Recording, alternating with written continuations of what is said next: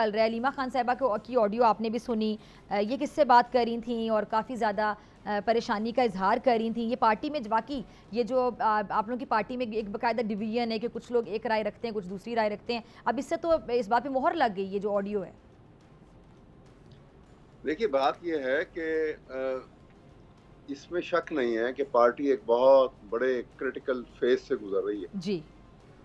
اور party leader Imran Khan تو jail میں ہے ہی، اور مختلف قسم کے مقدمات ان کے اوپر ایف آئی آرز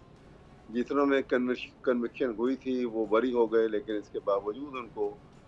ملوث کیا جا رہا ہے۔ اب یہاں پہ جب ایسی کرٹیکل سچویشن اور جب اس طرح سے پوری حکومت اور اسٹیبلشمنٹ مل کے ایک مقابلے میں کھڑے ہو جائیں تو وہ اپنی طاقت کا مظاہرہ کرتے ہیں۔ اب یہ اس وقت حکمت عملی جو ہے وہ پی ٹی آئی کی یہ ہوگی کہ وہ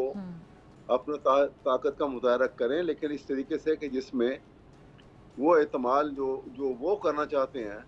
کہ مار دھاڑ اور ایک خوف طاری کریں، اس سے بھی اجتناب کیا جائے۔ اور ایک آسپیکٹ یہ بھی ہے اس کا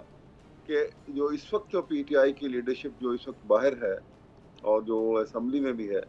وہ غالباً اتنی زیادہ ایکسپیرینس نہیں ہے، اور جسے کہتے ہیں نا کہ art of politics of agitation, اس کے ابھی وہ اتنے ماہر نہیں ہیں۔ لیکن ایک بات بڑی واضح اور کلیئر ہے، وہ یہ ہے کہ یہ کمیٹڈ ہیں، سنسیئر ہیں عمران خان کے ساتھ، پی ٹی آئی کے ساتھ، اس کی سوچ کے ساتھ، اور محب وطن ہیں۔ اس لیے یہ یقین آج وہ بند ہو گیا، لیکن یہ ایسا بار بار اگر آج کمشنر کے کہنے پہ انہوں نے اس طرح سے کیا اور اس کو ملتوی کر دیا تو 8 تاریخ جو سپٹمبر کی دی گئی ہے، تو اب یہ مت سمجھیں کہ اس دن پھر کسی ڈپٹی کمشنر کے اوپر یا کسی کمشنر کے اوپر یا کسی سیکرٹری کے اوپر یہ کہنے کے اوپر دوبارہ سے یہ ملتوی ہو جائے گا، جب اب اور اس کی حکمت عملی جو ہے پراپر طریقے سے